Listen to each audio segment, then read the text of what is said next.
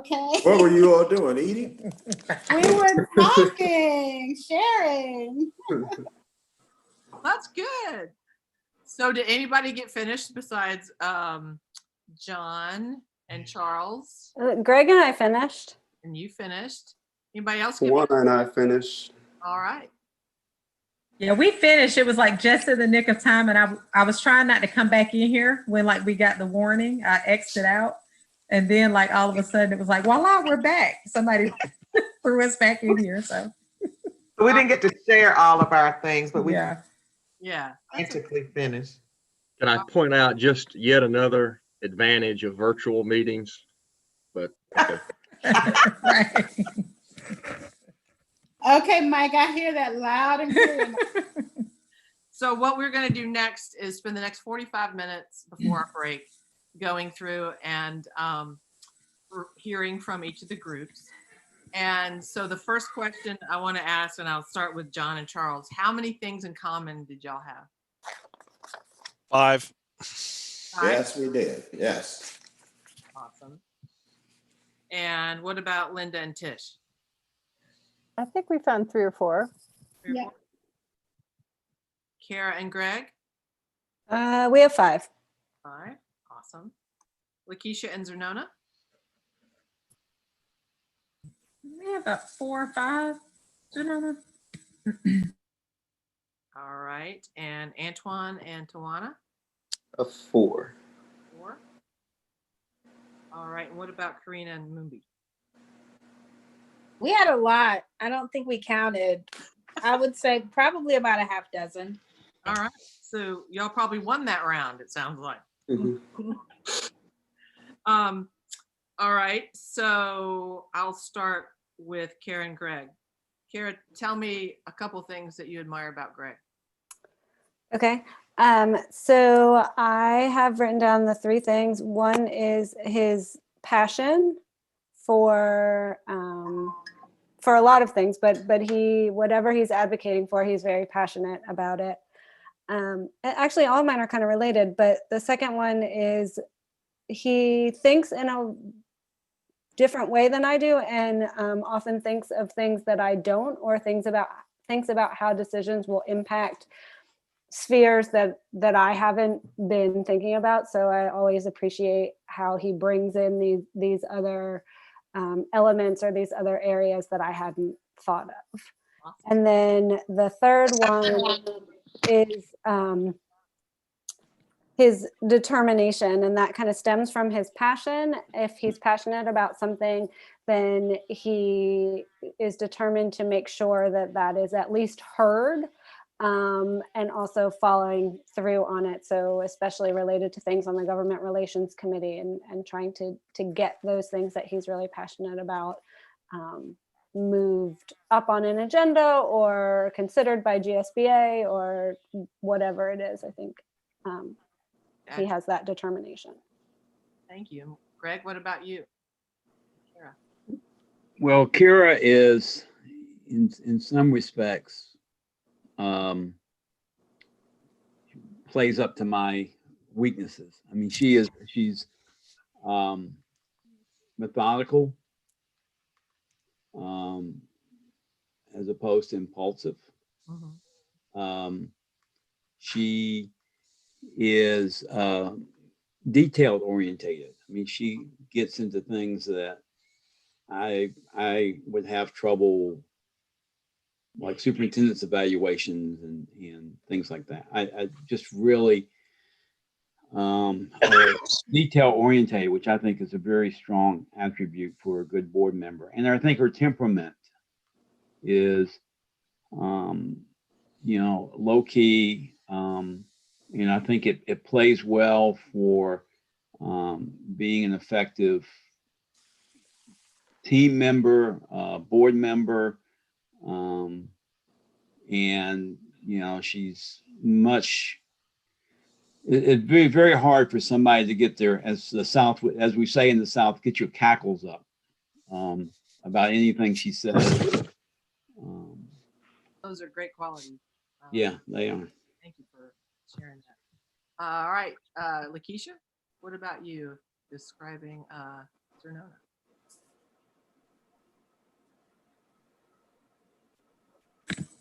Okay.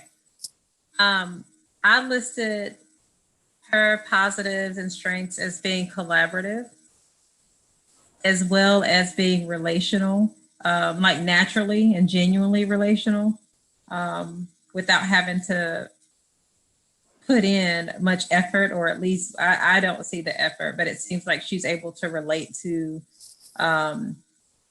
different people and like different communities and different positions. And then I sort of talked about this one because I know, like, at least in our culture, I don't know if it's valued as much, but I think there's a level of humility that I see, and sometimes I think that's hard to have, like, alongside achievements. Like, the more achievements a person accumulates, the easier it is to become prideful unintentionally. But I do think there's a level of humility that Zernona displays. And I feel like I was sharing with her, I feel like I've seen that really throughout the time I've known her. And so I've known Zernona before we started working together in this capacity. But even when I served her school and even before then, I feel like these were her strengths. And so they've been really consistent. And I think they impact then the culture and climate of the places that she's led. Those are great qualities to have as a superintendent. And as Collins was saying, good to great. There are a lot of level 4 leaders in the world, but there are very few level 5 leaders. And level 5 leaders are, they leave their ego at the door. They have humility. They never take credit. They give credit away, but they always take the blame for the team. And that is the ultimate leader at the school level. So those are quite great qualities to have. Zernona, what about you and your thoughts on Dr. Thomas? Dr. Gant. Yes, I told her it was ironic because some of my team members were actually talking about her today and just talking about the work that we're charged with, and the words that they used, which I echoed, were just calm and level-headed.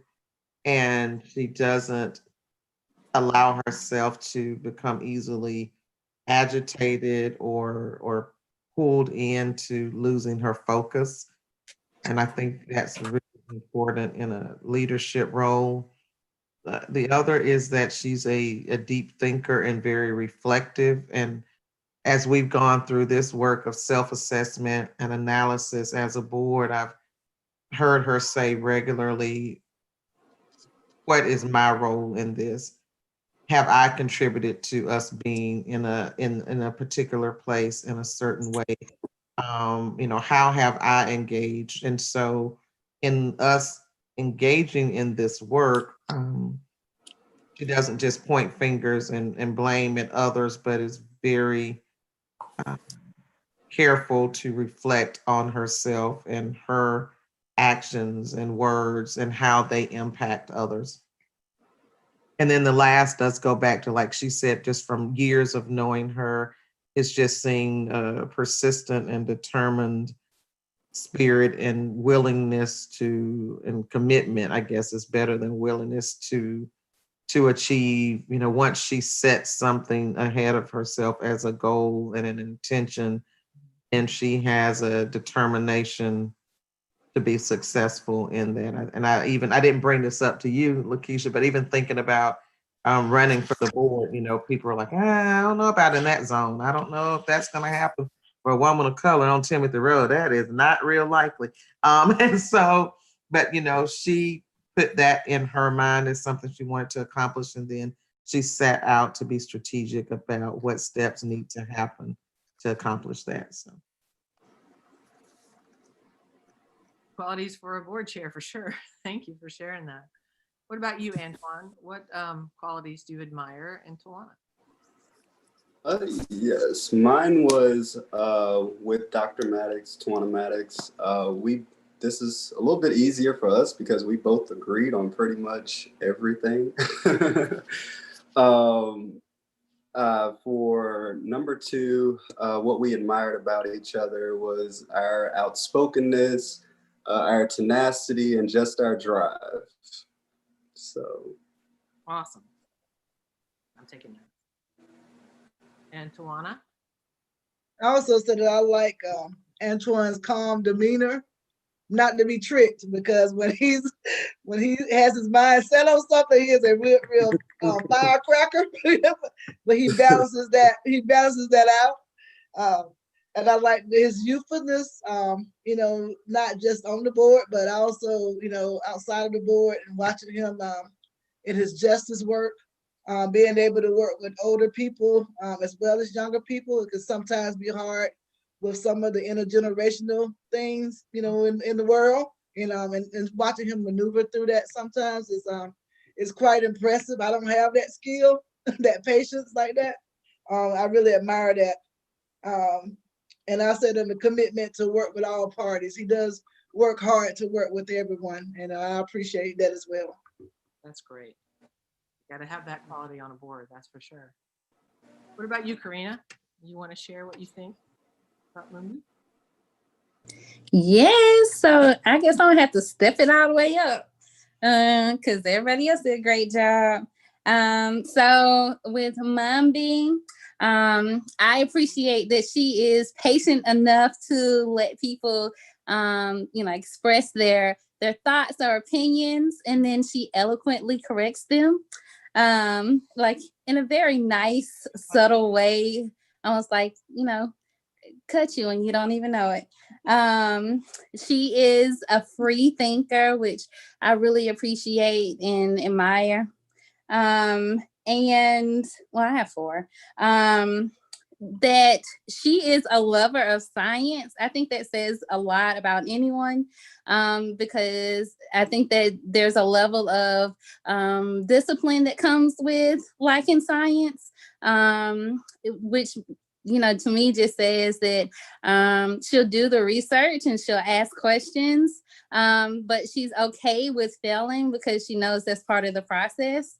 And she's not afraid to say it. Whatever it is, she'll say it. Great, thank you. And Mambi, what about you? What are your thoughts on Karina? Okay, I had a lot of examples in our discussion, so I'll refrain from the examples. But the 3 qualities I love about Karina are that she knows how to gauge a room and figure out how to communicate what she needs to say and what's important to her, based on who's in the room and what's important to them. Mm-hmm. And I think that's a really important quality for people who are in governance. She handles bullies really well. I've seen her on social media. I've also seen her in board meetings and other community events, and she really handles people who come at her in an effective way by, sort of de-escalating situations and speaking to people in a respectful manner. And I adore that about her. And she also pivots really well, I think, in emergency situations, which is a quality that I think we could all use. But when COVID first happened, the first thing that she did was figure out, what does the community need? What do the people in my area need? She set up a childcare pod. She did all sorts of drives for the people in her community. So in addition to her being a community advocate, she also was able to respond to a really critical emergency situation in a really quick and effective way. And that is not very common in the nonprofit world. So I respect that a lot about her. Those are going to come in handy on your board service for sure. Don't take the bait, I think is what she said. Exactly. Yes. Oh, thank you for that. Tish, you want to tell us what you think about the positive qualities about Miss Linda? So I recognize Linda's passion. I think that's, she works from the heart a lot, and she's very passionate. I appreciate that. She honors the ancestors was the phrase we came up with. I stumbled around a little bit with what that meant, but she honors the ancestors, the history of everything, which I really value. I think we all look forward a lot and we don't always recognize what's behind us. And then the third was that she's fierce but graceful. She doesn't let anyone push her around. I guess that could also be stubborn, but more just fierce and doesn't let anyone push her around, but in a graceful way, not in a mean way or anything like that. So Right. strong. Those are awesome qualities. Thank you. Linda? And so the things I admire about Tish most, her accomplishments, she's a woman scientist, and I think that's truly admirable. And so I know that didn't come at a small price. There were lots of sacrifices, and she's had a lot of hurdles to overcome. And she wears her achievements very well. And I think that's something I also admire. I love her determination. She really makes a decision and she goes after it. And so, get out of the way. This is going to happen. And so just kind of move and get on with it. And then I think the other thing that I like is Tish exercises extraordinary control. You can see that even when she changes direction, but she exercises control over the outcome. And I think that's something to be admired as well. That is definitely, those are fantastic. Thank you. All right, And for John. whatever reason, I can barely hear you. Me? Yeah. I don't know what's- Can you turn your volume up on your? I think I'll do that again, but I can hear everybody else just fine. It's just you. Okay. But I'll do something different. Okay. You are a little soft, I think. I'll move my monitor closer. Sorry. All right, John, what about Charles? Sure. About Yeah. I have 3 and I came up with 4 on the way back to the meeting. I admire his commitment to following policy and procedure, doing things right and orderly. I admire his long tenure of service to the community through both the schools and the school board. I admire his ability to command respect in meetings. And then as we were coming back, I also admire the fact that that I've seen former students come back and talk to him maybe years later, and I think that's great. That's a real good sign of an educator. Absolutely. Amen to that. Thank you for sharing that. Charles, what about John? You're gonna have to mute yourself first. Damn. Okay, can you hear me? Yes, we can hear you.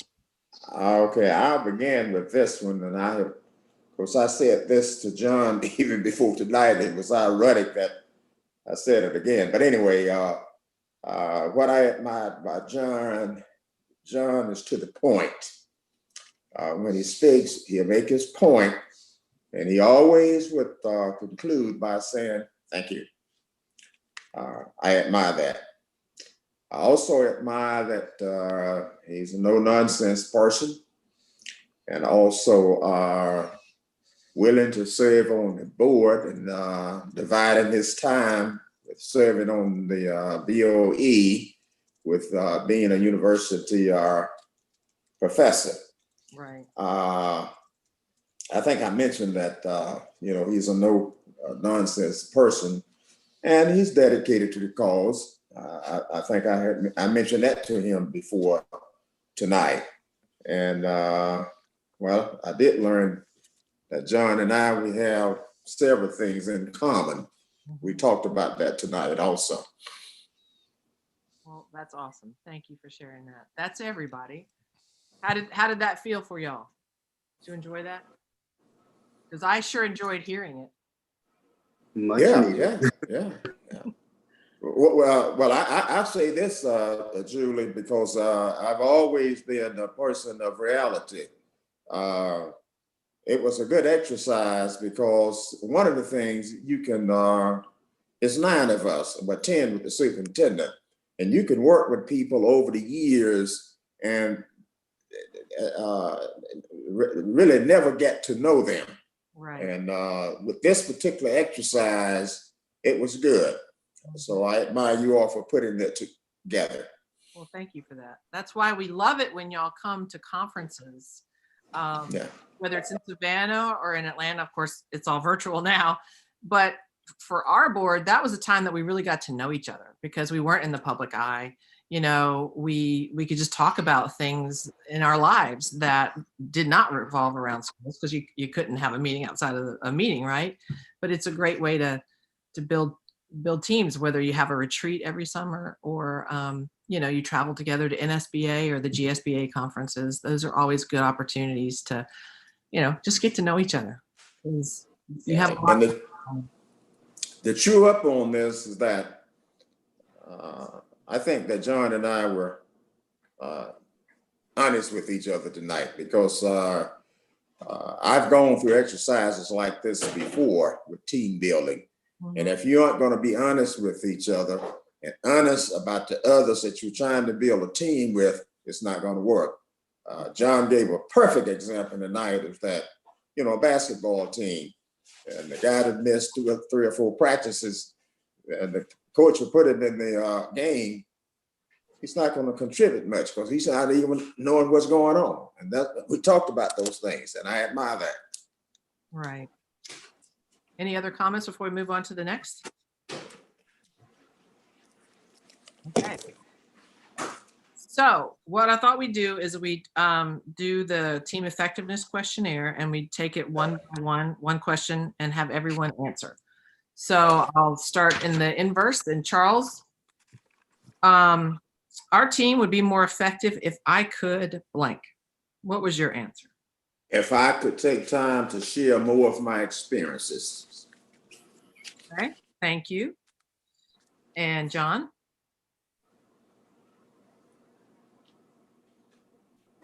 There we go. I actually had 2 answers for this. If I could refrain from email responses on contentious issues, if I could refrain from dredging up the past. Okay, those are good ones. Thank you. Linda?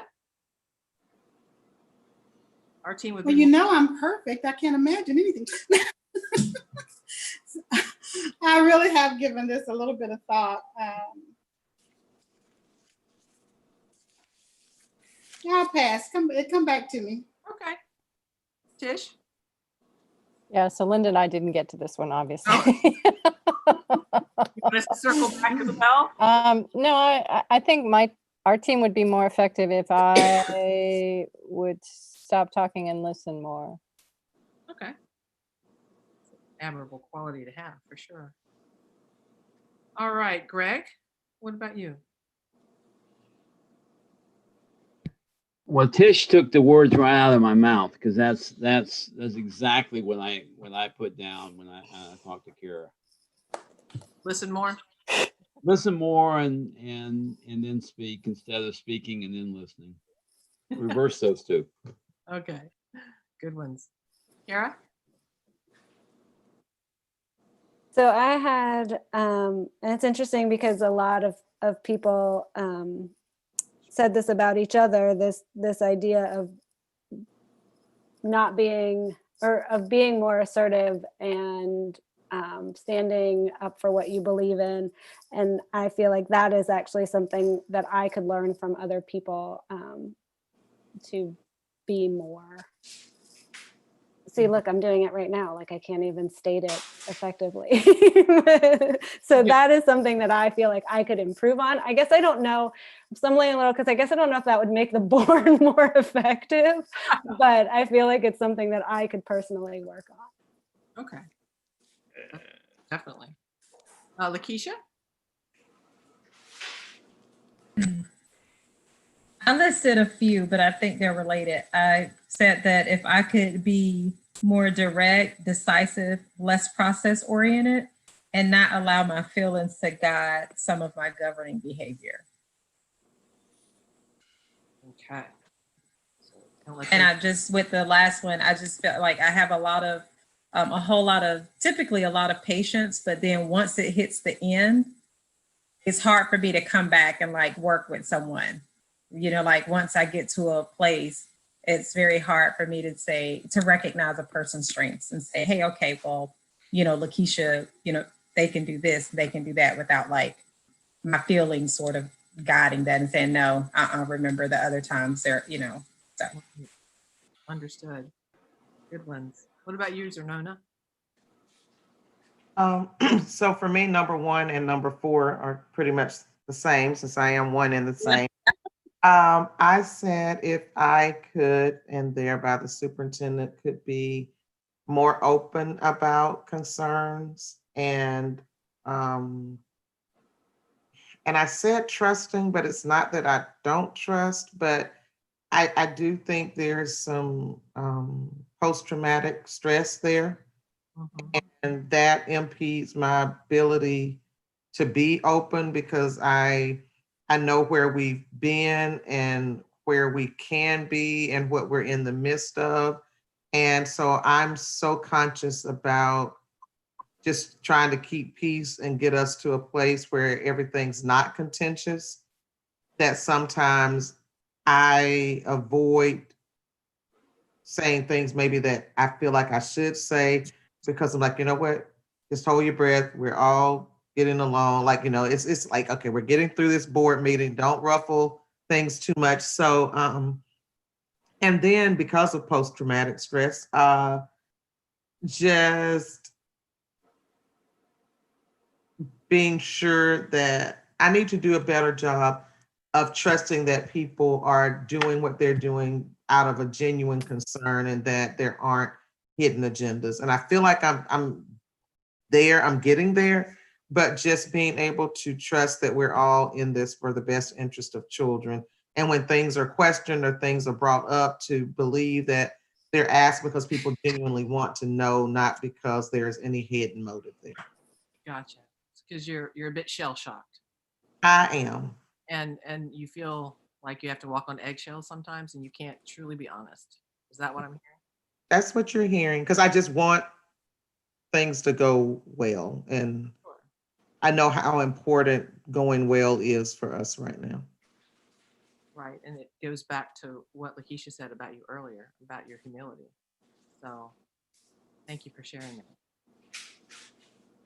Antoine, what about you? How would you answer our team would be more effective if I could? Me, I put teamwork. And that's speaking for me on a personal level because I'm used to, one of the things I realize about myself is I'm used to being in positions where I'm working either by myself or in executive type roles where I have a lot more power. Whereas on a board, it's a whole lot different. You have to work together on things, and that's definitely one of my personals. So Important on a school board. Good one. Thank you. Luana, what about you? Well, I stated taking history out of the equation. This has been a very traumatic year for me. History from working with people in the community for years, and then, you know, feeling just the way I felt about the way the whole year went, you know, and just being able to move past that is very challenging.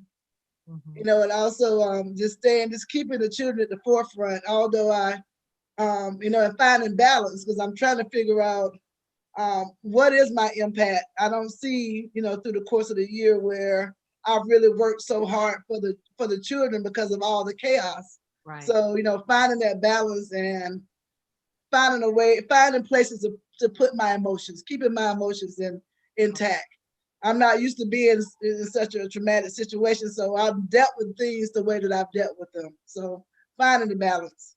So it sounds like you have a little bit of PTSD as well, and yeah. And your goal is to not look in the rearview mirror and to look forward. Yes. More to move forward. I see Karina and I see Dr. Anderson, so I'm looking forward. All right, Moonbi, what about you? I have really appreciated listening to Dr. Thomas and just hearing her perspective on just being the superintendent in this entire situation, and that has been super helpful. But for me, I think just maintaining objectivity is always my biggest issue. not taking things personally, and not thinking that my ideas or my thoughts or my concerns are more important than others. So keeping the kids at the forefront of all of our discussions and all of our meetings is really, I think, what I'm going to have to focus on if we're going to be an effective board. Fantastic. As a person who hasn't even taken office yet, you heard from new board orientation this past week, didn't you? Yes. You have Yes. to put kids first. I don't know how many times we say it, but sometimes it's hard for people. So good for you. What about you, Karina?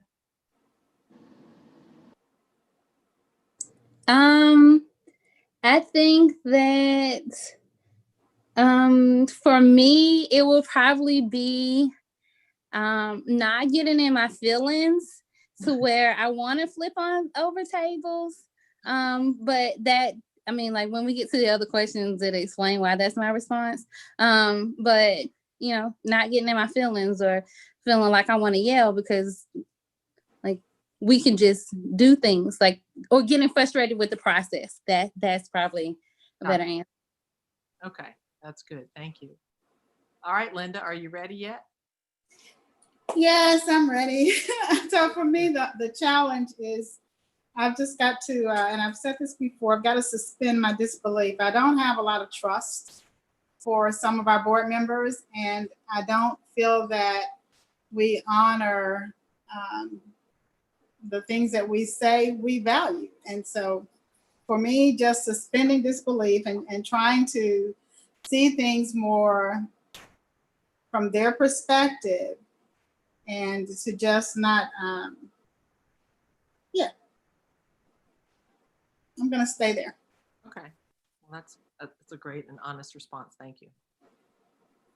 Tish? I think I did mine. Stop Yeah. talking and listen more. Oh, that's right. But I did also think of another one, something Kara said reminded me, take things less personally. That would also be good. Okay. All right. Number 2. Other board members could help a team be more effective if they would blank. So I'll start with you, Tish. Take things less personally. Okay. All right. And Linda? Suspend disbelief. Your theme. What about you, Lakeisha? I put talk to each other more. Talk to each other more? Okay. Nona? I put be more trusting of each other and open to differences of opinions. You're in a theme. Antoine, what about you? I put also the same as the first one, with myself, teamwork and making sure we're listening to each other more. So I think that's something that we as a board could use. So. Juana? Having a teamwork mindset, and also celebrate our similarities while appreciating the differences in opinions, and also our experiences. So we come from different experiences sometimes as we discuss, where we are on certain things. So we recognize that and appreciate that in each other. What about you, John? Well, in some contrast to some of the other answers, I was more focused narrowly on our effectiveness of meetings. And I said, be trained more in Robert's Rules of Order, but not just training, but practice. Right. Okay. Good one. Very practical. Charles, what are your thoughts? You're muted. Yeah, you're muted, so you'll have to unmute. Know why that's happening? You just muted yourself again. So you got to hit it again so we can hear you. Can you hear me now? Yeah, we can hear you now. Okay. I said this is ironic here because several people have already mention this.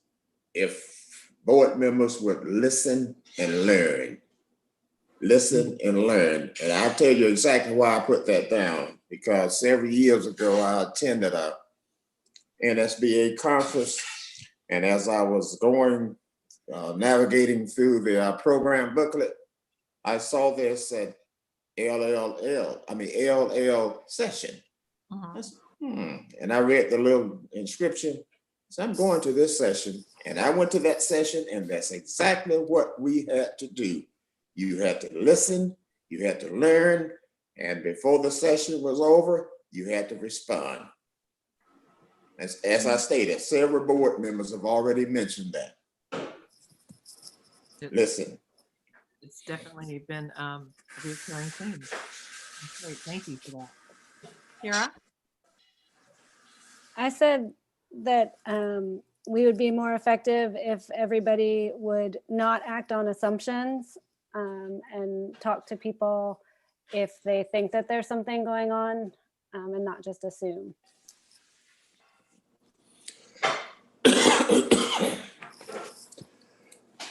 Excuse me. Greg? Yeah, Kara and I talked about that together, and we also mentioned trusting. But upon reflection, I want to add this, and that is that I think each of us have certain strengths, and if we were to appreciate each other's strengths, and not so much focus on the weaknesses, that would. It's the old adage of the glass being half full instead of half empty. And if we looked at each other that way, then I think we could be more effective. Excellent. Thank you. What about you, Karina? Ooh, okay. So I just want to say this. And this is directly to Greg. I always get asked, do I see the glass half full or half empty? And I always say I see it as refillable. So maybe we can have that approach. But having hard conversations that are not in the public eye, and remembering that we're always being watched, and then learn to listen to learn instead of listen to respond. Yeah, listening for understanding is critical in a team environment, especially a team the size of y'all's. Those are really good. Thank you. Mumbi, last but not least. I think we would be more effective if we focused our meetings and the discussions and our statements more on moving things forward rather than focusing on the past or ruminating on our own personal opinions or sort of wanting to confess our thoughts on certain, agendas. I think if we just kind of focused more on moving things along and doing what's best for the kids based on our own consensus, then we could be way more effective as a board. Awesome. Thank you. Thank you all for sharing that. So the next question is, the board chair could help a team be more effective if she would blank. Oh boy, here you go, Dr. Kent. Antoine, let's start with you.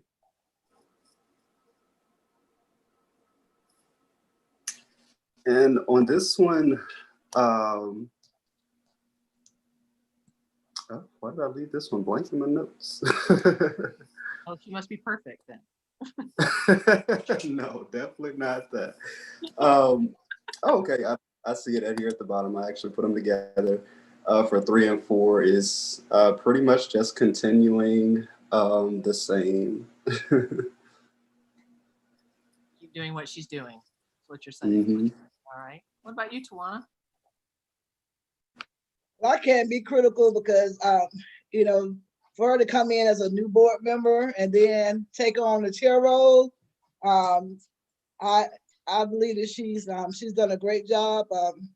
I've seen her grow in the role, especially with managing the meetings and managing us, and keeping us organized. So I really, I just believe that she's continuing to grow, and she's grown a lot, you know, so I don't, that's all I have to say. All right, thank you very much. What about you, Zernona? I actually said something very similar, and it was just to continuing, so it's not if she would, but just continuing in guiding the work of the board and helping all of us to be mindful of how we engage and, you know, our roles in supporting each other and supporting the work of student achievement. That's awesome. Thank you. Karina, what are your thoughts? I know you haven't sat in the seat yet, but your observation. So I think that any position on a board, especially as the chair, can be an opportunity for growth. But as Tawana said, as a new person coming in and taking on that role, and you know, like almost having to fill in the shoes of someone who was the president before her that did it for a very long time, and then adjusting to all of the changes that we've experienced, not just as a district, but as a board, I think is a strength all by itself. So, I mean, it's a growing experience. I don't want to do it. So go Lakeisha. Keep her in it, right? So you don't have to do it. What about you, Mumby? I mean, I the reason why we're having these meetings, I think, is probably long overdue, and is not a result of members who came on a year ago or 2 years ago, but rather just years and years and years of buildup. So I think Dr. Gant has done a wonderful job in navigating the situation and in trying to keep everyone on schedule with what we need to respond to. And as a member elect, I don't think I could have asked for anything more. I have seen very little on the background, but from what I have seen, I think she's done a wonderful job. Excellent, thank you. How about you, John? This goes under the heading of continue, and is actually the same thing I said about the board in general. I think if we could continue to work on Robert's rules and flow of meetings, and I'll say what I said to Charles is that we practice really only, you know, doing it when we're in meetings on YouTube in front of the world. And that's hard. That's like, I said to Charles, it's like a basketball team that only practices when they're actually out in the game. And you can only imagine how bad that would look. And so there hasn't really been a culture of doing that. So we still kind of have to ramp up. I think we're still probably looking at each other kind of like, what comes, you know, what's next? We're getting better at that. I think we have. So I think my advice would just be, if there would be a way to practice a little while to everybody, including the board chair, board president, but not just, so that it becomes kind of second nature, or it can. And I'm speaking, I was, as some of you know, I was faculty advisor to a debating society at UGA for 6.5 years. And after you sat through 6.5 years of meetings and participated a little bit, which I did as faculty advisor, it comes a little more naturally. But I'll say that I would need the same kind of practice. Yeah, having watched it still isn't the same. Watching the game is not the same as playing the game. So anyway, I'll get off my soapbox, but that's not a criticism of Dr. Gant. It's just, I think, where our board was and where our board might want to be as a high functioning board. Excellent. Thank you for that. Charles, what about you? You're gonna have to unmute. We still can't hear you, Charles. There you go. Can you hear me? Yes. Okay, I said, John and I said basically the same thing, is follow, Robert's Rules of Order. Now, let me just add something to that. I'm not a certified parliamentarian. I'm not a guru with Robert's Rules of Order, but I taught it. I taught it for several years, and it does make a difference because you can read the book, but when you're sitting there having to apply it, it's totally different, okay? But we all know in order to run a productive meeting and do things like they should be done, you have to follow Robert's Rules of Order, no deviation. Excellent, thank you. Yeah, I was vice chair and I just prayed every week, every meeting that the chair was going to be there, because until you, like you said earlier, until you practice it and do it, even though you've been sitting in these meetings for years, you don't know what you don't know. And it's, thank God the lawyer was also in the room to help guide us when we needed it. What about you, Linda? What are your thoughts on? I think our board president is doing a phenomenal job. I think that, yes, she walked into a huge responsibility, and I think her personality, her demeanor, her patience, and her willingness to listen has really made the difference for all of the board members. I think her continued perseverance in trying to get us to do the right things for the right reasons has been very, very instrumental in moving us along. Excuse me. And I just wish her continued health and happiness at doing this. I know it's somewhat thankless, but I reflected on it, and I did run against Lakeisha when it was time to be board president. And I did say to her with all sincerity and honesty that I think the board made the best choice in choosing her to lead us through this turbulent time. And I still believe that wholeheartedly. Ish, what about you? So I think the board would be more effective if the board chair would trust her own instincts more. I think she second guesses herself, and I think she has very good instincts. That's a great one. Thank you. Yeah. Laura? The only thing that we said, and I agree with everything that everybody else has said, but the only one thing we thought could be helpful, and it's more of a criticism on us, is that she could call us out more. If we are straying too long on a topic or taking too much time. And this is something that she has started to do more recently, but I think that it comes from her building relationships and listening to all perspectives. But I think that she could just tell us that that's enough every once in a while. It piggybacks on what Tish said about her instincts. Mm-hmm. Instincts. That's great. Greg, did you have anything additional? I don't know if you did that one together, but. Yeah, we did that together, but I do want to kind of point out, and the more I think about it, I don't prescribe to the great woman theory of history, but I do think that Lakeisha came at the appropriate time. I really, I don't know who could have gotten us through what we've gotten through, because she got us through something that personally she didn't agree with, but she was able to maintain her objectivity and steer us through that. And I don't know, I couldn't have done it. And so I will always applaud her for that. I think that's a lesson that we can all learn all the time in our working worlds, our personal lives, and in our board service. That is quite commendable.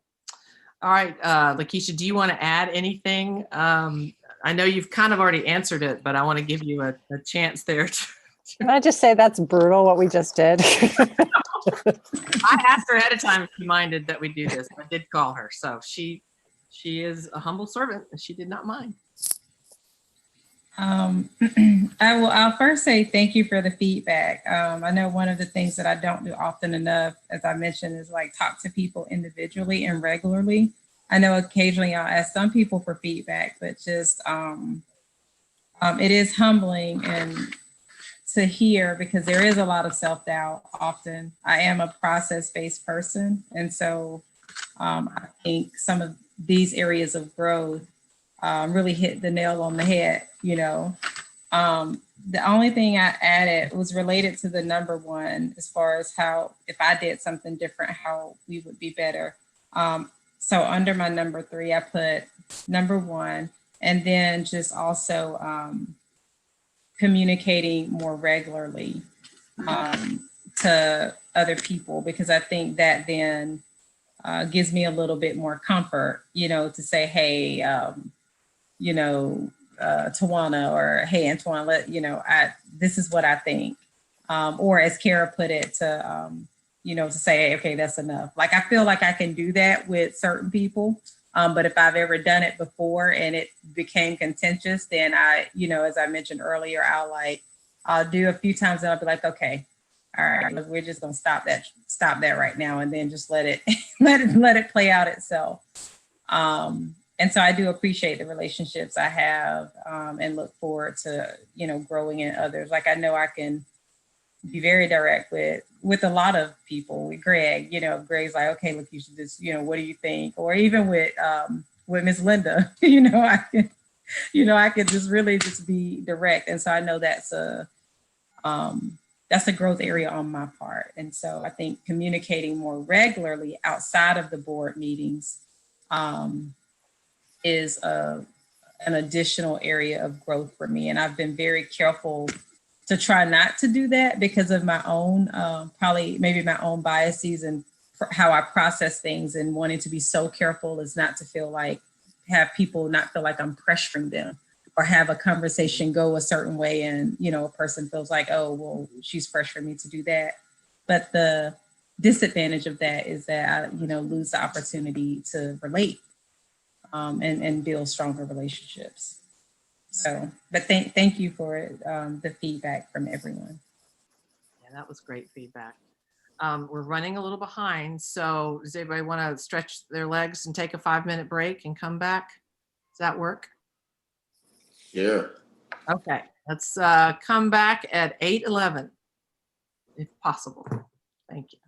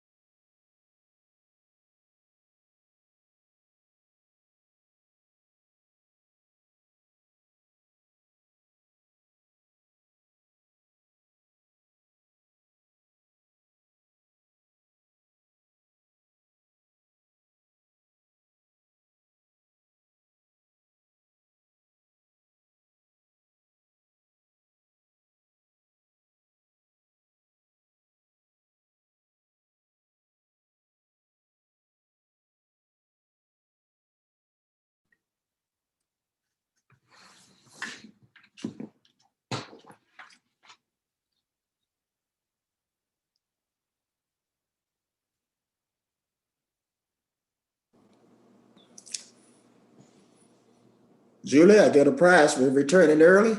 I think you should. Okay. It's in the mail to you, Charles. Okay. This has been a good session here. I like this. Thank you. I'm glad. It's not one of those sessions where you sit and get. Right. You have to interact and be involved.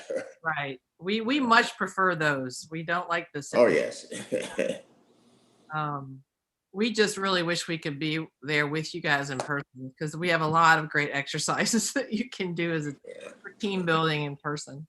Oh yeah, I did a lot of team building with my faculty. Also had what I call an A team. And A team consists of the principal, the associate principal for curriculum and instruction, and all of the department heads. I did a team building session with the board about a month ago, called the Goose Story. You ever heard of the Goose Story? Oh, okay. I figured you did. Okay. Yeah. We have a trainer, Mary Jessie, who's got a wonderful bag of tricks. Oh, yes, yes. And so, yeah, she's taught me a lot. Well, I tell you what, different animals, insects, oh my God. If some people just study them, etc., you can learn so much about team building. You ever watched an ant farm? Mm-hmm. I used to have one. Yeah. Everybody got a role. Yeah. Okay. Absolutely. And they go about that role wonderful. It's amazing. You ever read about about wolves? You know, they travel in packs of wolves. Mm-hmm. There's several reasons for that. Number one, survival. And they have their own roles. Yeah. Mm-hmm. That's right. Absolutely. Yeah. Well, is everybody back? I'm not sure if Karina's back or Zanona or Moonbi.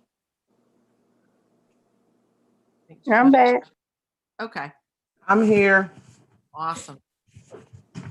Now it's time to pick on you, Dr. Thomas. I know, maybe I should leave my camera off, right? No, we want to see your pretty face. All right, the superintendent could help the team be more effective if she would. And let's start with you, Linda. Great. Say what's on her mind. Say what's on her mind. Yes. All right, that sounds good. Tish. So yeah, I guess I'm gonna repeat myself. Trust her instincts. Good one. The same way. I've seen really, really good, strong instincts, and then see her question herself, and that's right. Not good. That's great feedback. Kara? Yeah, and similar. I wish that she knew that she could be more direct with us, and that based on the relationships that I feel like she's built with us already, that she could do that. And just based on what she said earlier, I know she still feels like she's not sure about that. Push back when she needs, even though you might not want to hear it. To give her permission to do that. That's a good one. What about you, Greg? Kind of to back up what folks have been saying. So Nona, when you said that when you opened up your emails and saw this back and forth between board members, how disturbing that was to you, you don't know how much that impacted me. I mean, that and it goes back to the importance of what people have been saying about you putting out how you're feeling, because that changed my behavior for the good. But thank you. But if you saying that, I wouldn't have thought of it. So letting you guys know how she feels about certain things. Yeah, there was some nitpicking going on through the emails, and she said that was disturbing to her, and she took a long time to share that, and it was to me one of the most dramatic statements that of this year. So it definitely had an impact on you, it sounds like. All right, Lakeisha, what about you? Yes, actually put being more open, pushing back, and disagreeing. But apparently we're a dangerous combination since we, you know, if she can't call, you know, individuals out, and it's hard for me too. It's a danger zone there. I hear you. Charles, what about you? Yes. If she would continue to speak with authority, and I underlined authority, because I really admired her in terms of she being steadfast with the reopening of school, when people just sending emails and whatnot, but she stood up for what she had shared with the board and also the public. Now, there's a flip side to her. Listen to this very closely. Dr. Thomas is the type of person that can tell a person to go to H, and they'll look forward to the trip. That's the type person she is, and I like that. I guess, huh?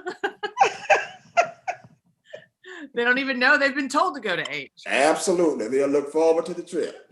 Look at Lisa over there laughing. I'm laughing too. I'm like, I think that's the best compliment I've heard in a long time. I think that was a compliment. I think Put it on a t-shirt. Please do. That's awesome, Charles. What about you, John? I swear to you that I came up with this on my own. Charles and I did not confer, and I didn't confer with anybody else, but it's going to sound really familiar. I also used the word continue, independently of Charles.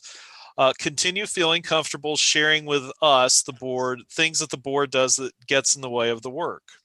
So pretty much echo chamber here. And I was specifically, along with Greg, I was specifically thinking about her comments about how our board emails, which I guess we were taking words maybe out of Greg's mouth, we were kind of thinking of it in terms of how it affected the board. And Dr. Thomas made it clear how it was affecting Dr. Thomas, yes, but also she carefully framed it in terms of Dr. Thomas and how that has a ripple effect through the district.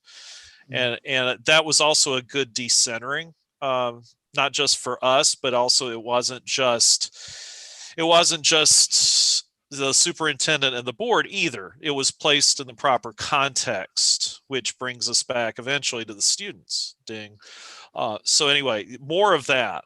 Absolutely, more of that. What about you, Karina?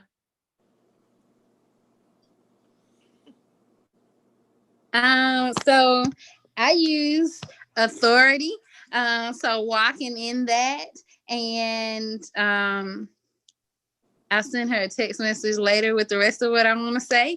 But absolutely, you know, just being the you were when you were running schools, now as the person who's running our district, because you knew what you were doing back then, you know what you're doing now. So yeah, back then she only had one boss though. Now she's got 9. She's still the boss. Yeah. Yeah. Yeah, exactly. What about you, Moonby? Yeah, I would say, you know, being comfortable to speak the hard truths and, you know, let the board know what is happening behind the curtains. I think that there's a certain sort of like representative of the school district that she has to be, but I think in front of the board, there can be that honest truth about what the concerns are and what's happening and what could be done to improve. And, you know, I do understand that the board is not in a position to guide her in any way, but I do think that sort of that honesty of what's happening behind the scenes that isn't always flowers and sunshine could be really, really helpful in the board having a better understanding before the community then responds to everything that's going on. Alana?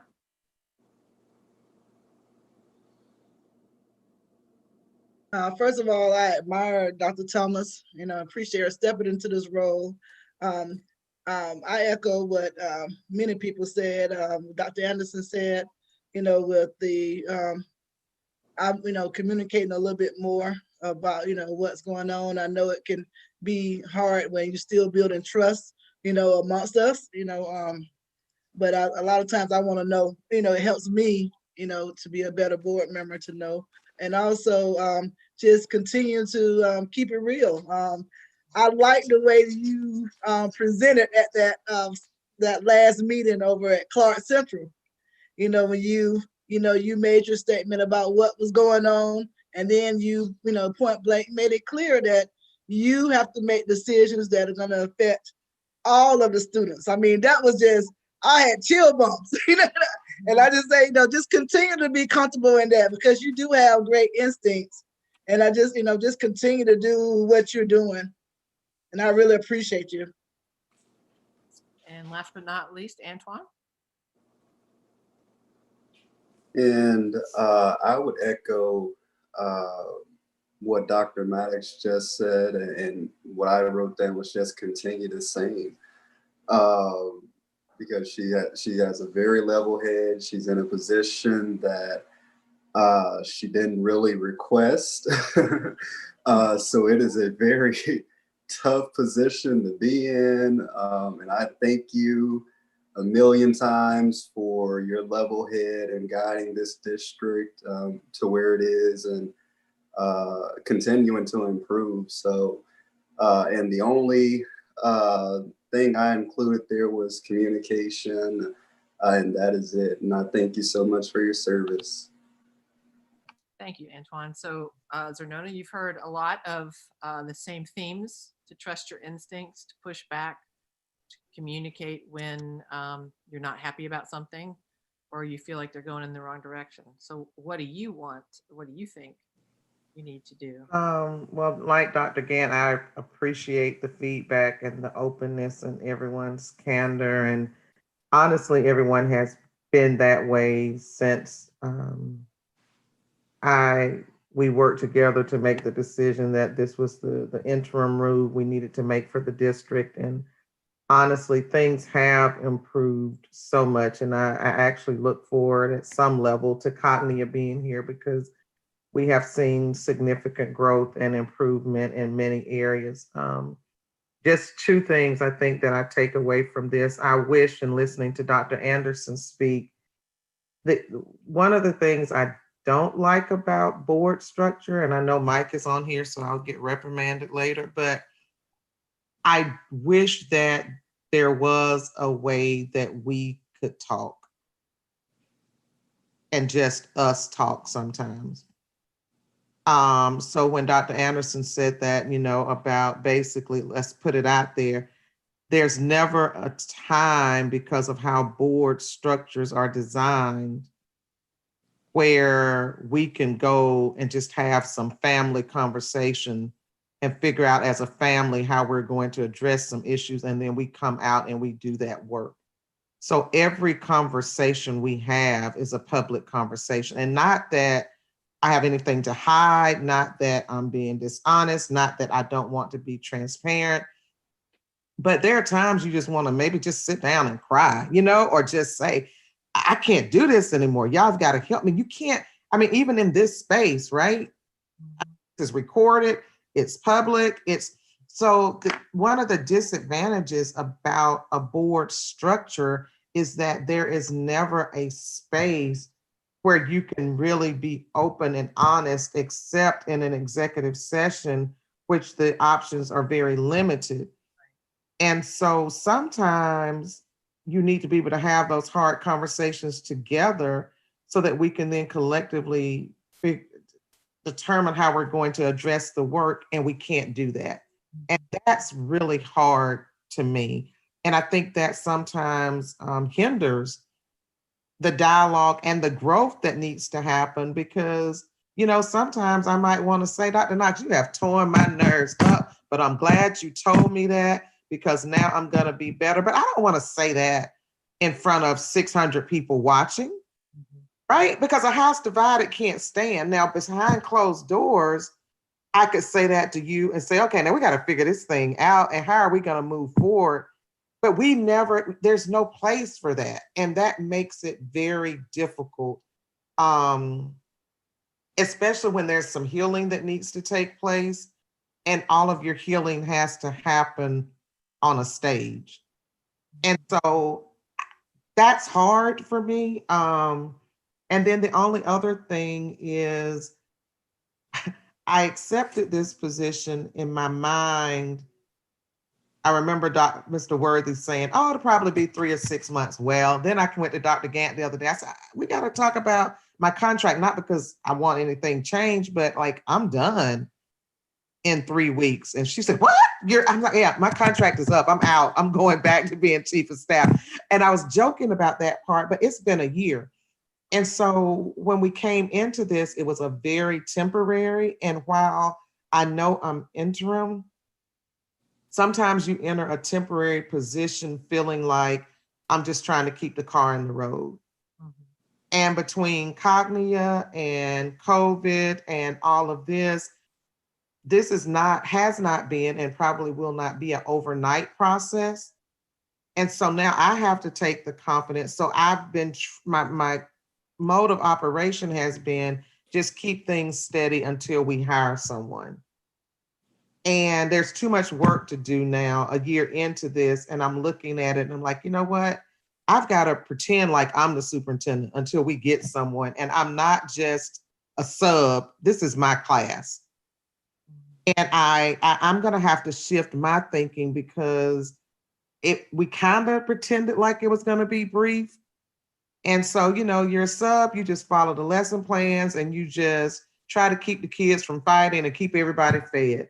You're not teaching new material, you know, but I'm a long-term sub. And this is my class. And so that's going to take a mind shift. And I think we can have some of that conversation in executive session next week. But hearing you all say that has kind of empowered me to look at it as in that the teacher is gone and we don't know when a new teacher is going to come back and we've got to learn new material.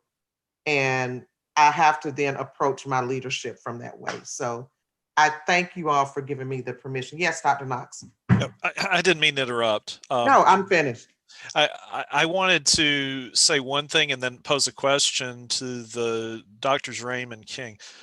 So what I would say in that you're a long-term sub, yes, and the tradition in at least some professions of interims is that you aren't necessarily just there to keep it on the road, but also to help the organization get back on the road sometimes. So please feel fully empowered.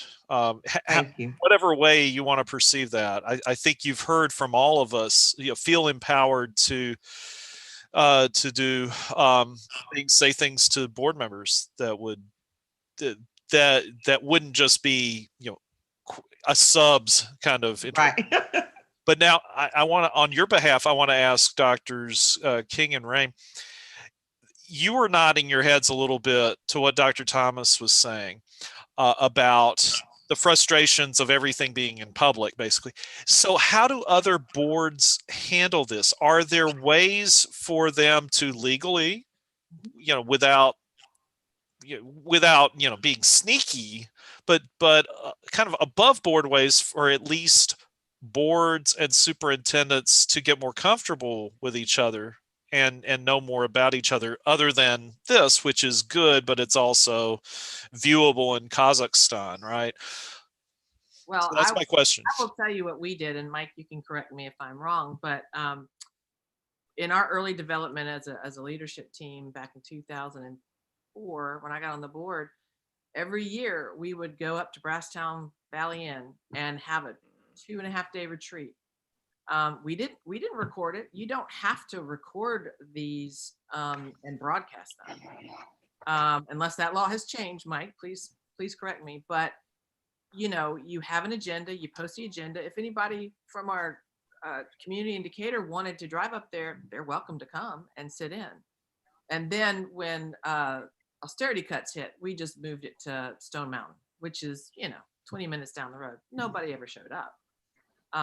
But that was how we really built our team, to get to know each other. You know, we would have lunches together, dinners together. We of course never ever would talk about things we couldn't talk about or make decisions, because it was just a retreat. And, you know, driving up to the retreat, you carpool. I mean, you talk about everyday things and you get to know each other and you find out what common ground you do have, and you get to trust that person more because you get to know them as a human being. Yeah, and that's why absolutely, I echo that. To answer the question, it is very difficult because of the team, and it is public, and it will continue to be. But a best practice is what Julie just described.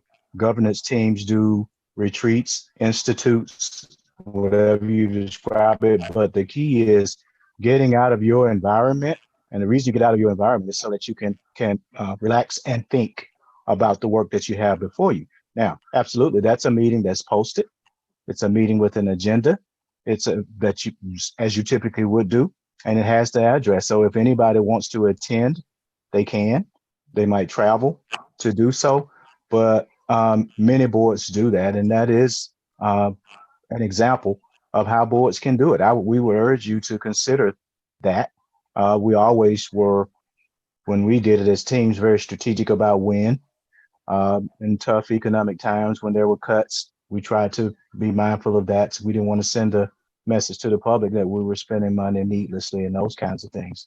And so, you know, it depends on the climate and the timing when you do that. So, but it is very difficult to, Dr. Thomas, back to your point, to get away and to have those conversations without it, you know, being something public. And those are some examples of that. Yeah, and as I said earlier, we would always go to Savannah to the GSBA conference, and that was a great way to get away. We didn't hold meetings there or anything, but we, you know, we socialized with each other and other board, and we always went to the Waverly in Atlanta for the annual conference in December as well. So those are times that you can get away from the regular board meetings. Yeah, Doctor, I want to do a follow-up on that. Yes, and we've done that in Clark County. We haven't done it in, I guess, the last two superintendents. Well, I take that back. We did it with Dr. Lanou. We did it with Dr. Holloway. We went up in the mountains, and as you say, no one attended. Okay, we had lunch together. We had dinner together, and we all rode up there in a van together. So that's an advantage there. Now, let me say this to Dr. Thomas. Dr. Thomas, you listening? Yes, sir. You are the superintendent. The word interim is not in the law. Now, whoever came up with that, I don't know, but you are the superintendent. Again, interim is not in the law. Am I correct on that, Mr. Mike? Yes, sir, you are. Okay. Mike, did you I was interim principal at Cedar Shows, but interim is not in the law. Thank you, sir. That's what Mr. Knox Dr. Knox appreciates about you. Yeah. I'm really happy about that because I hate every time I read in the newspaper about interim superintendent because it's stupid. So yeah, let's stop calling you that altogether. You are the superintendent. This is your class. If that was That's right. And I'll develop some lesson plans, Dr. Yeager. We're gonna start. We've got to do some work. Too much work to be done to kind of stay at a standstill. So we've got to get some things done for these children. Mike, you're unmuted. Did you want to add anything to that discussion? No, I mean, I don't have any corrections for what you suggested. It sounds like what you've done is still posted as an open meeting, but in a faraway place. What governing authorities of cities, counties, and school districts all used to do is use the exception for meeting with other government officials, and you'd get Carl Vinson or somebody like that to facilitate. In the 2012 rewrite. They reined that in a little bit. So, but to do it the way you and Dr. King described is fine. Yeah. Awesome. Thank you. Glad that hasn't changed. Yeah. All The right. only thing I'll add, Julie, to that is that, and sometimes after over a period of time, even from a budget standpoint, as you develop different sponsorships or support mechanisms where taxpayers' dollars are not tied to this, then you are able to do it in that manner. You can do it, period. But when taxpayers' dollars are not tied to it and you're doing it, it's even a cleaner conversation and an easier conversation to have, because you always are going to be good stewards of taxpayers' dollars. And so when you're able to have sponsorship to get into the best practice work like what you just described, it just makes a lot of sense. So it's just something to think about. I'll just throw it out for the board to follow up on that, Dr. King. One of the things Dr. Means brought up, but we never really pursued, was actually starting a profit-raising foundation for the Clark County School District, which I think some school districts have, similar to colleges, that would have, that would give funds to do those kinds of things. So that might be something we want to pick back up and look at again. It is well worth it. I started the one in DeKalb County Schools many years ago, and it can leverage a lot of money for your district. So, and I know you've got a lot of community members that would probably want to be engaged in that, for sure. And what, can you say that again? What did you call that, Mike? Profit raising?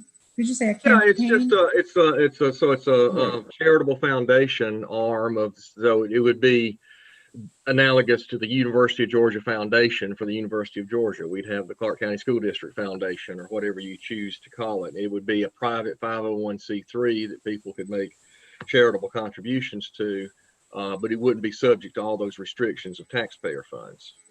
Okay. It has its own board of directors, and sometimes the board chair would be on that, whoever was the board chair. There are different bylaws you can write, but it's a wonderful undertaking. It takes a good bit to get it off the ground, but I'm glad you said you had experience in that. We might reach back out to you. Oh yeah. Oh yes. Don't tell Valerie. Just kidding. All right, number 5, to be truly effective, this team must always remember to what, Linda?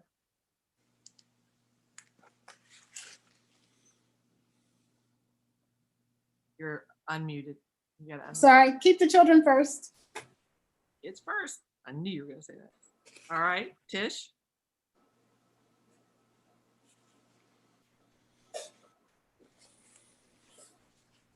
You gotta unmute. Oh, sorry. So Linda stole my answer. That's what I had in my head. So we have more in common than we thought, Linda.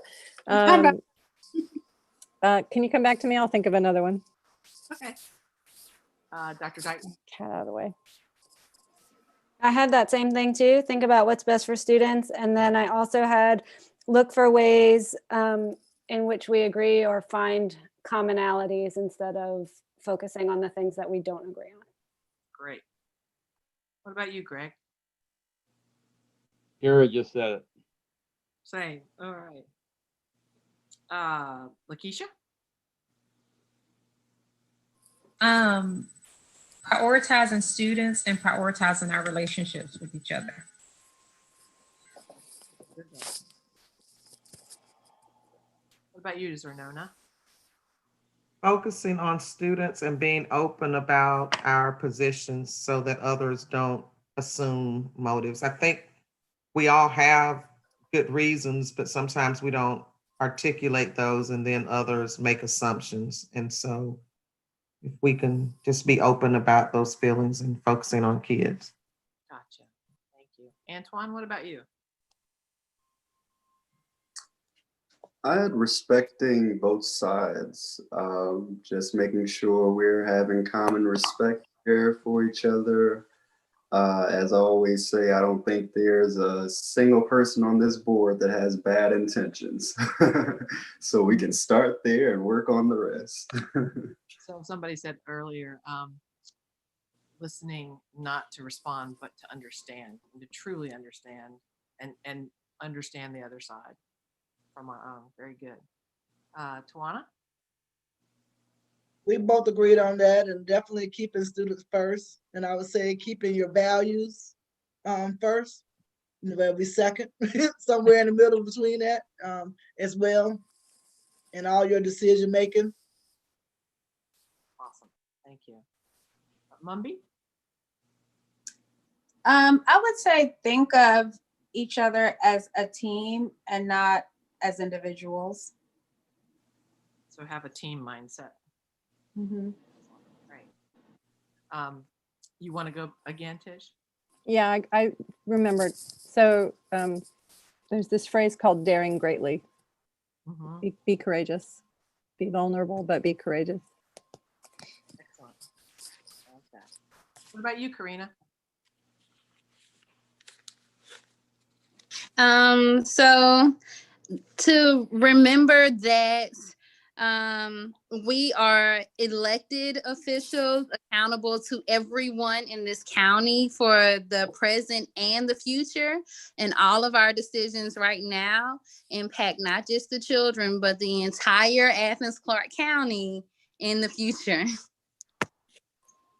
Not a heavy burden at all. Not at all. No, not at all. That's very good. Thank you. Charles. Yes, let's see, work as a team, follow our motto / slogan, whichever one it is, as Dr. Thomas always would say, better together. And it is better together, because if you can't have that togetherness, you're not gonna get anything done. Excellent. And last but not least on this one, John. I do have one twist on it. I had focus on the students and the strategic plan. I think Linda will like that. Amen to that. And hopefully your strategic plan is focused on the students. So yay. Right. Excellent input. All right, moving on to number 6, next to last. To be truly effective, this team must always avoid, I'll start with you, John. Must avoid showing doubt and or disrespect regarding others and their motives. Okay. Excellent. And Charles? That's number 6.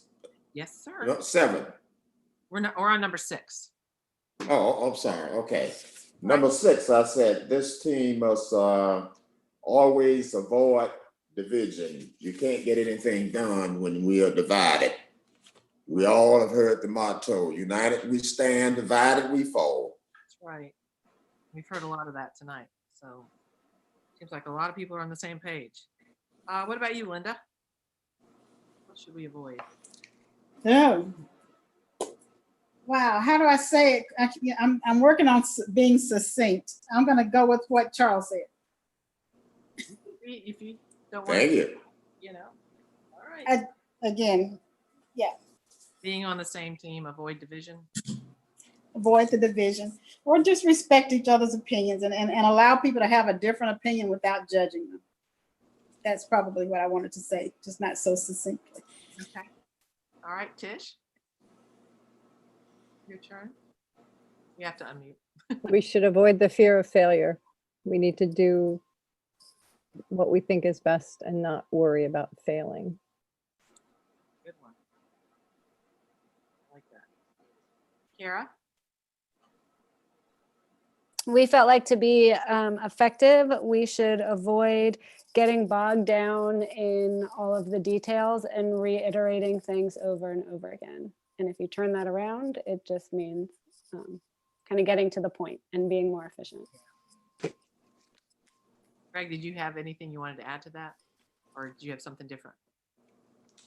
No, I had the same thing. I think that in terms of, and I was thinking more in terms of meetings, but I think sometimes we just have to call the question and take a vote and move on. You know, I'm someone that thinks if I talk long enough, I might be able to convince somebody, but you know, sometimes you just, you know, I'm not that smart or that effective half the time. As long as you're not repeating yourself. I knew that was a tactic. I knew there was a reason why you do that. Yeah. Could I just piggyback off of that for Greg? Yeah, I think that goes very much hand in hand with what Linda said. that people can have disagreements, and as long as this group can go ahead and vote and go with the majority decision and move on, then we're good. Mhm. So I think what the two Davises said actually are kind of the yin and yang. Awesome. Thank you for that. What about you, Tawana? It has all been said. I agree with what everyone has said. I All don't right. have anything different. All right, Antoine? I would definitely agree with everything that's been said so far, and echoing what I said about respect, just making sure we have common respect for each other. And like I said, we can go from there. We're going to have disagreements, of course, being people with different minds and different views, but as long as we have that respect and keep that there, we can work on the rest. Excellent. Excellent. Karina?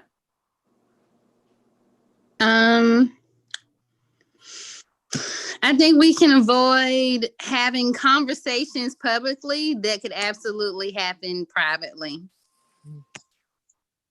Or arguing publicly. Tish, I see your face. Arguing publicly when we can argue in a more private space, because it's not a good look for the rest of the community. Always take the conflicts offline. Yeah, good one. Moonbi? I think not avoiding having really difficult conversations about what's best for our kids. Really honest and blunt conversations about what's best for our kids. Awesome. Okay, and we've got Zernona. Yes. Not taking things personal and realizing that sometimes we will just have differences of opinion and it's not a personal attack. We have different backgrounds, different perspectives, different life experiences, but if we have the same goal, that's the important thing, and just not make it personal. And last but not least, Lakeisha.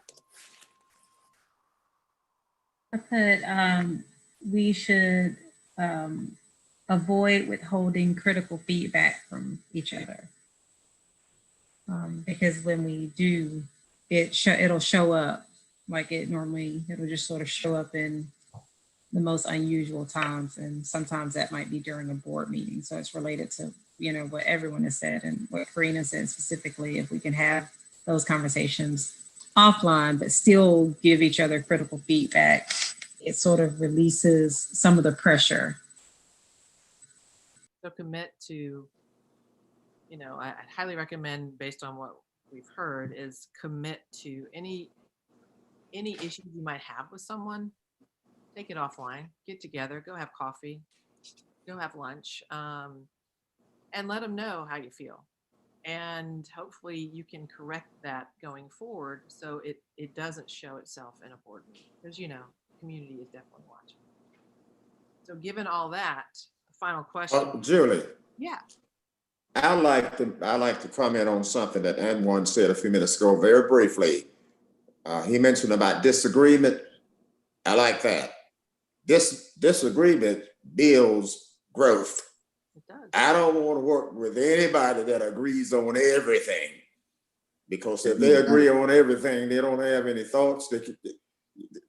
They just don't add any flavor to what you're trying to accomplish. That's not a thing wrong with disagreements. There are some people, leaders, they cannot tolerate disagreements. And if that's happening, I see them as a very weak leader. Right. I mean, the whole goal is you're going to have, you all have different backgrounds. You come from different places. You have different skill sets. So yes, you're going to have disagreements, but it's how you disagree, and you've got to do it in a respectful manner. And if I'm, if I don't take criticism well, it's because probably I'm too insecure about something. And I need to look inside myself to find out why this is bothering me so badly. Because I can't change what you do or what anybody else does. All I can do is change how I behave and how I react. Yeah. So if you have that mindset, which gets us to the next question, what are you willing to commit to do to make this governance team the best and strongest that it can be? What commitment are you making going forward in order to improve my relationships on this governance team? I commit to blank. And I'm gonna pick on you, Charles. What do you? Julie, could I mention something here? Of Because I course. know this is moving into the last piece from this exercise. Remember, part of this is going to be that you're going to be doing this in an ongoing manner. Yeah. So this piece is really one. I know you've taken everything very serious. And I think it's been a great conversation. But as you think about this and look ahead for implications, this one is one that I want you to kind of take away and reflect on from a leadership standpoint, because you've asked yourself what you could do individually different, what others can do.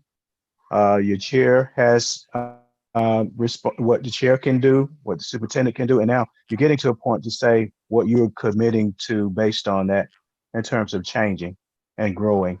And so those are the things that are going to be extremely important, because you're going to need to commit to doing something different if you're going to stay true to the 3 hours that you spent tonight in the conversation. Just want to remind us of that.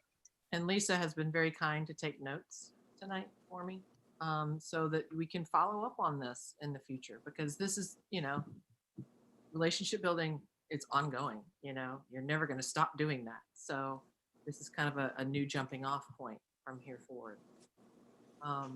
But Sam's right. So Charles, are you ready to answer the question? This is number 7, correct? Correct. Okay, I want to make commitments to always help others by sharing. Great. All right, John, what about you?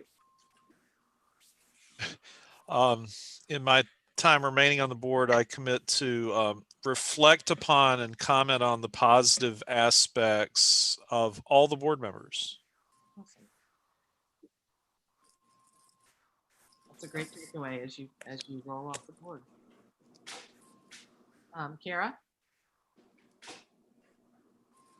I commit to assuming good intentions from everyone and trying to see things from other people's point of view.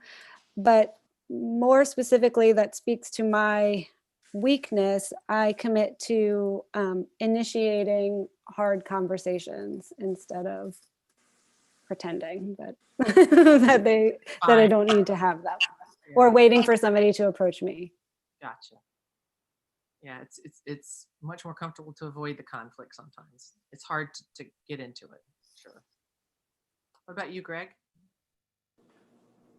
To not be so wedded to my own opinion and to listen and reflect more on what other people are saying and thinking, and be open to change. Juan, what about you? I know you're also a short timer. Yes, and I went a little deep on this one, so bear with me, but it goes around listening more. Definitely, as I went back on, going back to that first one, teamwork, being a person not used to a scenario like this. So, and also being that, and I know a couple others are as well, being in a position where someone is coming in after me, making sure going into December that I'm contacting them, giving them all the information they need, trying to coach them along, especially here in District 2, where it's so underserved and we really need a very good transition. So that's what I'm going to do on my part. Excellent. I'm sure that she would appreciate that. That'd be very helpful. Tawana, what about you? This is hard for me for some reason, but I believe that what I will commit to is reflecting, forgiving. Not only I'm not talking about so much forgiving others, but that too, but also forgiving myself for, I don't know if I made the impact that I could have made, this year that I desired to make. I'm not even the same person. So, I'm just reflecting on that and how to forge forward, how to move forward. So that's where I am.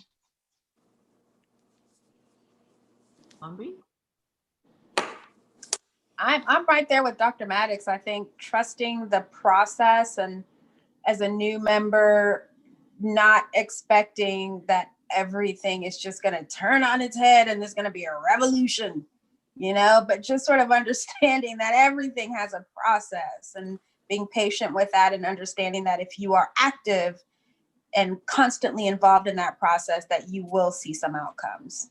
Mm-hmm. Excellent. Thank you. What about you, Karina? As a new board member in January, you know what? I'm going to make a commitment to staying engaged in the community so that I don't forget why I'm on the board, and remembering to share the bright spots that I see in our district. Yeah, as a new board member, that's one of your major roles, is to be the cheerleader for the school system. And oftentimes we're so busy working on the work, we don't take time to celebrate our successes as a district, our school. So that's a good thing. All right, Miss Linda, what about you? This is, working on being succinct. I am very process driven. And so I'm going to try and step back from that drive a little bit to allow people room to grow, and I guess for the board to figure out what it is we want to be and what we're going to do. But for me, going forward, I think I'll do a better job. Try and do a better job of sharing my concerns about our future as a governing board and as a school system in Clark County, so that we can actually put that on the agenda and work on it. Excellent. Thank you. Tish?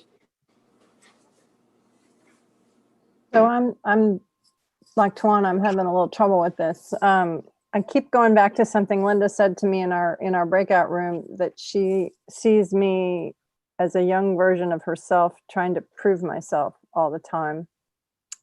And it's sort of sitting in my craw. And I guess my goal would be to not keep trying to prove myself, but to get comfortable in the role, put the ego somewhere else, focus on the job, focus on the team, be less of an individual. I mean, I know how to be part of a team. It's hard for me to join this. I've only been here a year, so it's been kind of hard to be on this team and not try to take some kind of, leadership role or whatever it is I've been doing, trying to prove myself. So I'm going to try to get more comfortable in the role and not feel like I have to prove myself, because I'm on the board for 4 years now. I'm not just a temporary like I was 6 months ago. So maybe it's a little like what we told Zernona, to feel like this is your classroom, right? So yeah. You got to get those lesson plans going. Learn new material. That's great. Thank you for your honesty. That was wonderful. Lakeisha.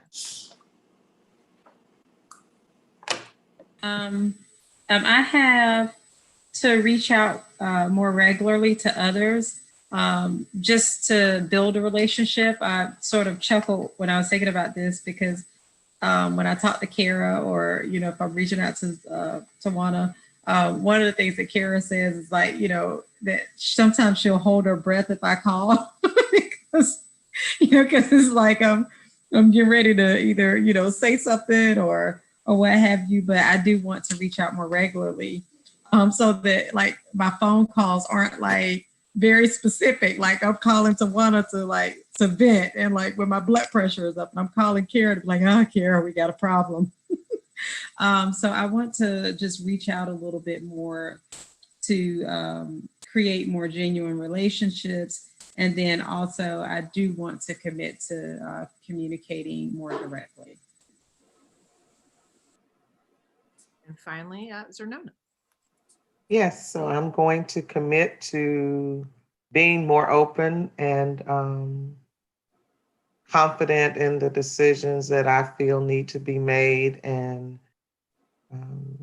more confident in having those difficult conversations, and so that we can work collectively. Okay, well, I'm sorry for the reason I was. All right. Well, it's 9 o'clock, Sam, and I know we have one more activity, but I don't think we kind of figured we probably wouldn't get to it. Which this has been to me so valuable and so helpful. Just listening to all of you and hearing y'all say wonderful things about each other, and your board chair, your superintendent, coming up with commonalities. And that's really the basis for most relationships, is finding things that you have in common. And you all want the same things on this board. You all want great student achievement for the kids in Clark County. So you have that in common for sure. Sam, any parting thoughts or next steps? So I agree. I think you're at a pivotal time. A lot of opportunity, a lot of great insight. And I just would urge you to think about some of the things that you've said, because you have really, in my view, quick takeaway. You've challenged yourselves, and you challenge your leadership, leaders of leaders. You're leaders of leaders, of course, all of you are, but you've got your board chair, you got your superintendent in different positions. And you've said things like, be direct, trust your instinct, speak your mind. Remember that you said that, because we said, act on some of this information. So when they do that, stay true to the notion that you asked them to do it, because that's going to begin to take you to the next level. And these are the things that Julie and I will remember, and we will remind you of this if you invite us back to as you do some of this work going forward. So I think it was a great conversation, great team building. Even in tough times, being virtual is hard to do this, but I think you all have done an excellent job of it. Now we have to just put it into action. That's it for me. Yeah, I really appreciate the hard work that you guys have been doing this past year. And Sam and I just love working with you guys, and we're here for you moving forward in the next year for training if you need us. And we can't wait to follow you in your journey. I'm going to be thinking and praying about you guys on December 7th and 8th when you have your cognitive visit. It'll be after our annual conference is over, so Sam can actually breathe then, because he's in charge of the whole thing. Hopefully we'll see some of y'all there, but I know y'all are really busy, so God knows you've gotten enough training credits for the year. But we'd certainly love to see you there. But call us whenever you need us, and we're here for you. And we're really proud of you. You've done some hard work this past year, and I sure hope your community knows what all you've put into the role as a board member, because you put in countless hours, countless. So thank you for your service again. It's a hard time to be a board member and a superintendent during these troubling times. And good luck. Julie, just can I say as we close, James Barliament sent me an email yesterday. Today it all runs together, but he was finishing up our report to go to Cognia. And I don't know if you got that or not, Dr. Gant, but he said, oh my goodness, basically you all have done so much. It was like, I think he was worried just because it was a Cognia visit. I mean, it's stressful. But once he saw everything the board has done and compiled all of the training and work that you all have engaged in, he was just so impressed, and it's like, pretty much was like, whew, I'm good now. I'm not worried. I've compiled this. You all have done a lot. So I just thank you all and commend you for your commitment. I know it's been exhausting. We've spent every Thursday together, it seems like, since the beginning of time. And but it's paid off and there's a lot that has been accomplished. And sometimes it's easy to focus on what we haven't done and where we need to grow and lose sight of what has been done. So I just commend you all in looking at that report. We've made tremendous strides. So I just thank you, each of you, for your commitment to getting it done. Amen to that. And you have that Cognia team, call me or Sam. We'll fill them in on how hard you've been working.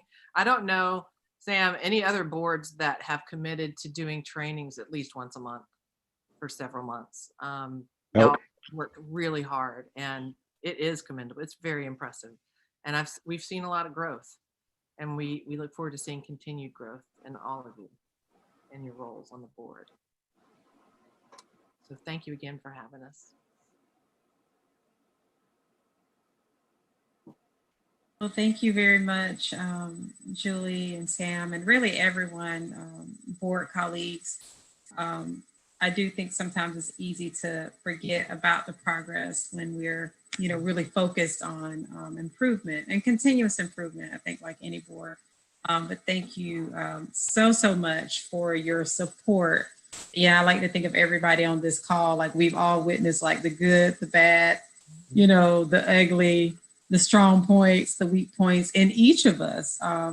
Mr. Pruitt as well, he's been along and we, so everybody, Dr. Thomas sort of transitioned in. So I am very grateful for you all support with GSBA and just all of our individual efforts. I think we have each made a lot of, it's been an emotional, it's required a lot emotionally, as well as just a lot of our time. And so thank you to everyone that has continued to put in the effort. We are at item number 4, adjourn. I'm assuming that there are no additional announcements. I've changed my screen. And so I will open up the floor for an adjournment. One quick thing, we are going to close Whitehead tomorrow rather than me sending you all an email tonight. We've had, I think, 4 cases there now, and I will be having some conversations with myself and then with you all about what things need to look like after we return for Thanksgiving. Was hoping we could make it through the Christmas to the holiday, but I'm just, this is one of those times where you told me to trust myself. So, and it's still not bad when you look at it in the totality, but I do have some concerns. So we did decide while we were in policy, that's why I had to jump off Dr. Yeager for a moment, that we will go ahead and just close Whitehead tomorrow. So I won't bother you all with that email tonight, but I'll fill you in on my Friday update. Okay, that's it. Thank you all. Great, thank you for that update, Dr. Thomas. Okay, the floor is open for motion to adjourn. Move that we adjourn. I think Linda already did it though. Really? Okay. Yes, she did. Can Yes, I she just did. not have this? This is all I have. Can I just have that, Mr. You Mr. can- Worthing? Yes. You got it. Thank you. May we adjourn, please? Okay, so we have a motion made by Ms. Davis. Second. Second, okay, Mr. Worthy, seeing no objection, we're adjourned at 9:09 p.m. Thank you and have a good evening. Good evening. And thank you, Ms. Palmer. Yes, thank you, Lisa. Yes, thank you. Awesome.